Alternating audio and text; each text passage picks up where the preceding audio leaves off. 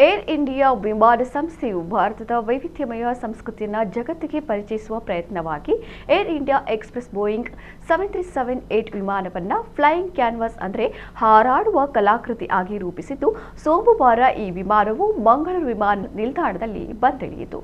ವಿಮಾನವನ್ನು ಕಲಾಕೃತಿಗಳಿಂದ ಅಲಂಕರಿಸಲಾಗಿದ್ದು, ಇದು ಏರ್ ಇಂಡಿಯಾ ಎಕ್ಸ್‌ಪ್ರೆಸ್‌ನ ಟೇಲ್ಸ್ ಆಫ್ ಇಂಡಿಯಾ ಉಪಕ್ರಮದ ಭಾಗವಾಗಿದೆ. ಸಾಂಪ್ರದಾಯಿಕ ಕಲ್ಲಿಗಳನ್ನು ಆಧುನಿಕ ಶೈಲಿಯೊಂದಿಗೆ ಸಂಯೋಜಿಸಿ ಪ್ರಯಾಣವನ್ನು ಒಂದು ಚಲಿಸುವ ಸಾಂಸ್ಕೃತಿಕ ಅನುಭವವನ್ನಾಗಿ ಪರಿವರ್ತಿಸುವ ಗುರಿ ಹೊಂದಲಾಗಿದೆ. ಮಂಗಳೂರು ಮುಂಬೈ ನಡುವೆ ಸಂಚರಿಸಿದ ಈ ವಿಮಾನವನ್ನು ಲಿಯೋನಾರ್ಡೋ ಕ್ರಿಸ್ಟೋಫರ್ ಮುಖ್ಯ ಪೈಲಟ್ ಆಗಿ ಮತ್ತು ಲಿಯಾನ್ ವಾಸ್ ಸಹ ಪೈಲಟ್ ಆಗಿ ಮುನ್ನಡೆಸಿದರು.